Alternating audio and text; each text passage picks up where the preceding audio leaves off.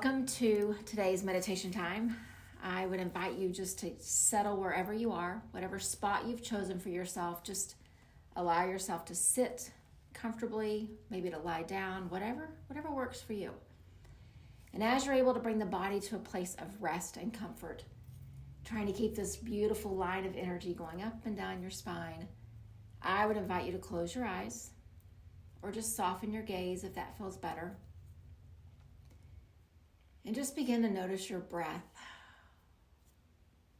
As we prepare to close out a weekend, begin a new week, just really notice, what does your breath feel like? Is it slow and steady and gentle? Is it rushed? Is it sluggish? And don't judge it, just truly see it as it is. And let it tell you something about how you feel right here in this moment. Our breath is this beautiful hint as to how we are. So I encourage you, not just here, but even once you leave this moment, continue just to watch it and let it inform all the things about you that you need to know. Give yourself permission to adjust if you need to adjust, get comfortable. And let's take a few breaths together just to really join in our energy, our showing up, our commitment to this practice. So just take a slow, deep breath in. And then just sigh it out. Slow breath in. And sigh it out. And breathing in. And breathing out. And then let that allow you to return to a rhythm that feels good for you. And just begin to notice as I lead you through these next few minutes, notice if your mind wanders. Just pay attention to those patterns that come in and try to interrupt. Notice the moments when your mind is still and quiet. And really just make this a practice of just awareness, watching, witnessing each present moment.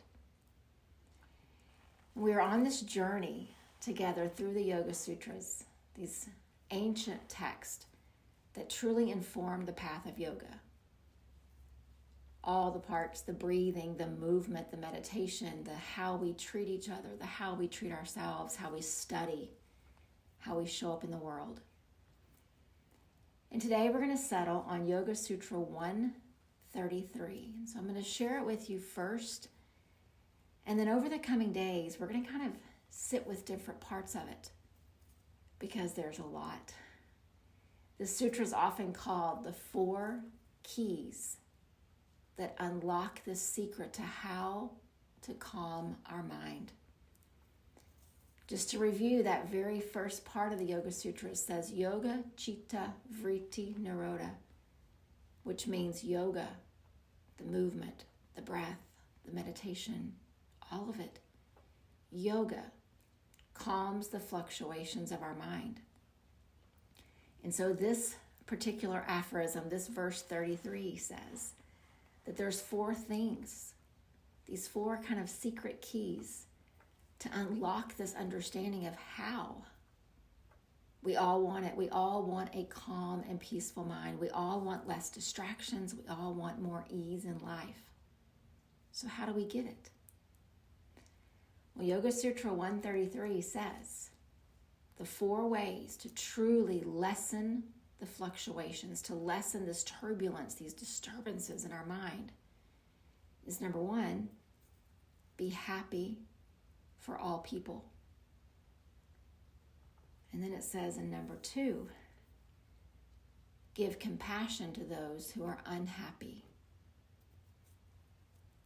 And then it says in number 3, offer joy to those who have things to celebrate, even if you don't always think they deserve it. And then number 4, it says, offer equanimity to the people in your path who are unhappy, who are miserable. And I know immediately the thinking part of our mind begins to say to itself, but I'm not responsible for how they act. I'm not responsible for how they show up. But what this sutra is telling us is that no matter how they show up, from your spouse to the people that you work with, to the people in the grocery store, driving next to you on the road, if we will offer these things to all, the disturbances in our mind will become less. And so in the coming days, we're going to sit with each of these four. Each one will get its own meditation time. But for today, I want us just to sit with this idea of no matter who comes across our path, whether we know them or we don't, the one thing we are responsible for is how we respond, what energy we give, what emotions we offer. And I also know that human nature, just this understanding of how our brain works, we oftentimes will mirror whatever it is that they are projecting. When you encounter negative people, there's something in our brain, these neurons that want to match the negativity. The same thing like when you meet someone who is calm and peaceful, there's this urge inside of you connected to the neurons in your head that say, I want to match that. But what this Yoga Sutra is telling us is that we have to choose how to be no matter what. No matter how they show up. No matter what they bring. And so we'll start off today just this idea of understanding that, the totality of it, and then each time in the coming days, we're going to sit with each of these and just practice. How are we going to show up with that person who is not so happy? How are we going to show up with those people who are experiencing something good when maybe they haven't acted so nice and kind to others? How are we going to show up to the people who are so unhappy around us? And so what we'll do in just these few minutes that we have together is we'll focus on us.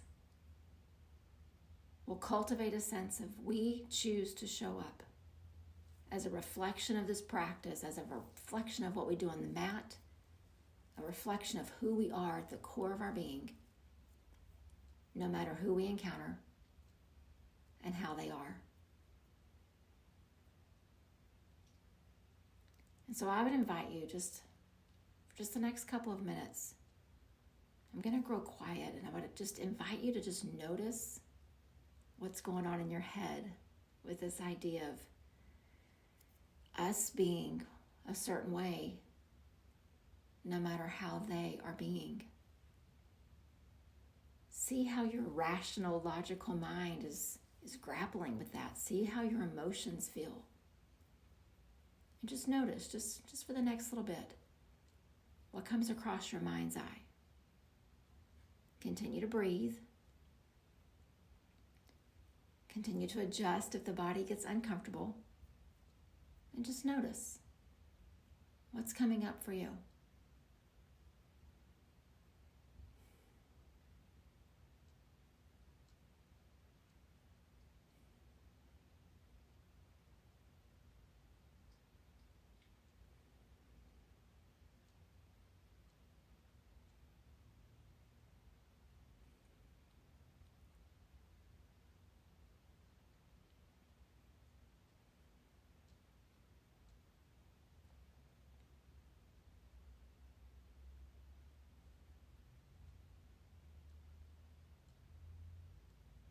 And as you notice what's going on in your head, don't judge it. Don't think that it's wrong. Don't categorize it or label it. Just notice it. It's telling you something. It's showing you the patterns of these conditioned thoughts that we each have. And we won't change those, and we won't end them with just a few minutes of meditation, but we can start. we can start the process. And maybe the way that we've been showing up is not the way we want to show up next time and the time after that. And this showing up here in meditation is helping us to choose differently. And so I want us to sit with this idea just across just the next moment or so. This idea of control. I don't think there's a person here or a person out in the world that if you were to ask them if they like control, that they would say no. So what does control look like to you? What do you see when you hear that word? Well, this Yoga Sutra 133 says there are 4 keys. There are 4 keys to unlock the secret to how we control these disturbances in our mind, how we ease these waves that just seem so out of control sometimes. And it says these 4 keys are about control. And most of us, when we hear that, will just breathe a sigh of relief and think, oh, finally I get to learn how to control how the people around me respond and how they act. But that's not what the sutra is about. In fact, there's no teaching in yoga that is about that. It is about the control of how we are. And so let's practice it with the breath. Don't just let the breath come. Practice these next few rounds of truly controlling how long it takes you to breathe in, and then you choose how long it takes you to breathe out. Don't let the breath just be involuntary. You bring it in, and you let it go. Just practice that a few times, inhaling to the length that feels right for you, and exhaling at a rate that you choose. Just take a few breaths here, fully in control of the in and the out.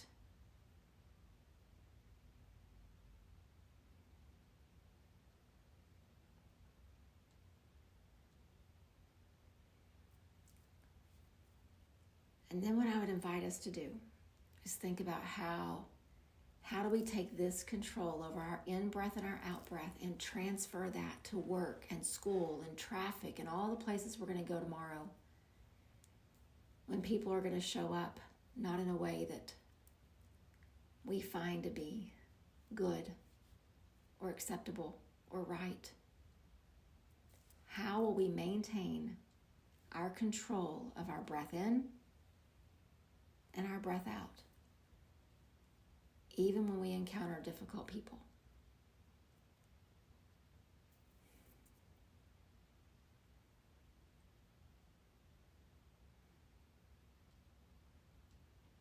And so we're going to just sit with this idea, just to kind of seal our practice tonight and give us a commitment as we move through our day tomorrow. I want us to start to watch when we regain and maintain that control, and when we feel like we're kind of losing it. When a person comes across our path and all of a sudden we hear an emotion coming out of us that we did not intend, how do you regain that control? You breathe in, you breathe out. So let's just notice just these few next breaths together. Again, you deciding how long is the breath in, how long is the breath out, and are you willing to just watch yourself in the coming days to see how you maintain the control of these emotions, how you start to let it go, and then how you bring it back. What's that going to look like for you?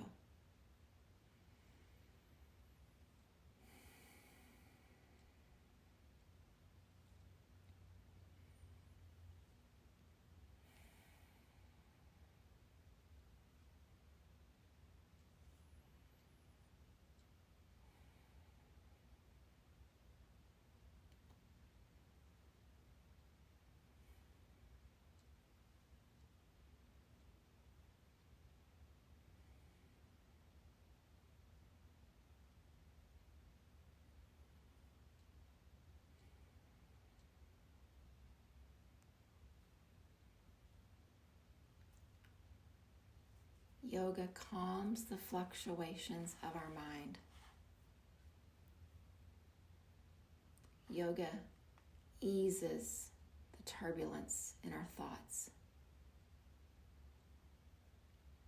Yoga quiets the agitations in our head. And yoga stills the waves that seem to be crashing in and out.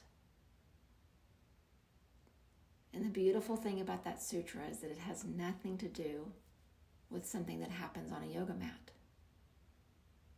It is about how we take all of these practices and form a life around them. How we breathe, how we see others, how we see ourselves, and how we move through this world in a way that this Yoga Sutra 133 says. We have happiness for all. We bring compassion to those who are unhappy. We offer joy to those that are celebrating and maybe we're not so sure that we thought they deserved it. And we bring equanimity to those who are so very, very miserable in their lives. And so in the coming days, we're going to explore each of these on their own. But just continue to move through your day thinking about these keys of control. Controlling our reaction, our showing up, and using the breath as the tool to do it. These are not just ancient teachings from thousands of years ago that we hope might work in our contemporary lives. I say to you with full assurance, these are teachings that when you practice them, they do not fail you. You begin to feel the calm in your mind, and you begin to live with the calm in your heart. And I don't know a single person on the planet who is not yearning for that. So let's close our practice with just one breath in together. So just from the belly, take a slow, deep breath in. And with that exhale, just a commitment. I want my breath to help me maintain the control of my emotions when others cross my path. I want my breath to help me regain control of my emotions when others cross my path. And I want to show up in the world as a reflection of my practice every single day. Namaste, friends.